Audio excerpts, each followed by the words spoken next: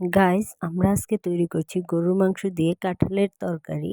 প্রথমে কেটে নিয়েছি পেঁয়াজ, তারপর একটি কড়াইতে তেল দিয়ে পেঁয়াজগুলো ছেড়ে দিব, দুটি দারচিনি দিব, তেজপাতা দিব। দেওয়ার পর কিছুক্ষণ নাড়াচাড়া করে এর মধ্যে আমরা অ্যাড করব আদা ও রসুন বাটা।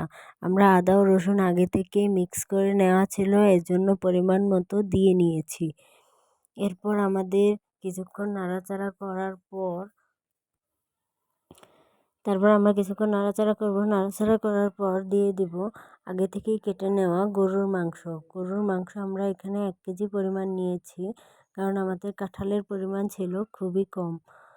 তাই আমরা গরুর মাংসগুলো দিয়ে নাড়াচাড়া করে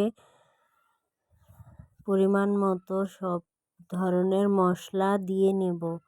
আপনারা দেখতেই পাবেন আমরা কি কি মশলা দিচ্ছি। আমরা এই তরকারিতে কাঁঠালের বিচিও দিয়েছি, ধনেপাতা দিয়েছি, তারপর স্বাদ মতো লবণ দিয়েছি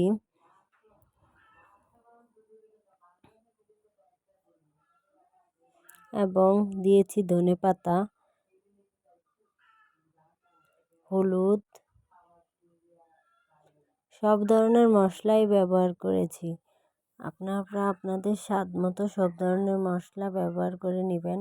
এরপর আমরা দিয়ে দিয়েছি এর মধ্যে মরিচের গুঁড়ি।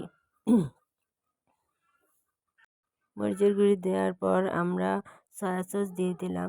সয়া সস দিয়ে কিছুক্ষণ নাড়াচাড়া করে ঢাকনা দিয়ে ঢেকে রাখতে হবে। আমাদের কিছু অংশ ভিডিও করা হয়নি, তার জন্য আমরা আন্তরিকভাবে দুঃখিত। ফার্স্ট টাইম ভিডিও করেছি, এই জন্য আপনার ভুল ত্রুটি হলে ক্ষমার দৃষ্টিতে দেখবেন। আমাদের সাথেই থাকুন, আমাদের ভিডিওগুলো নিয়মিত ফলো করুন, সাবস্ক্রাইব করুন, শেয়ার করুন। আমাদের ভিডিওর সাথে থাকুন, দেখতে থাকুন।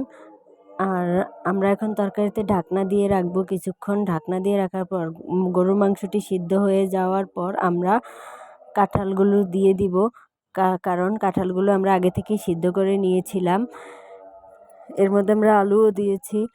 তারপর তরকারিটি ভালোভাবে কষিয়ে স্বাদমতো লবণ দেখে উঠিয়ে নিন। তাহলেই তৈরি হয়ে গেল গরুর মাংস দিয়ে কাঁঠালের তরকারি।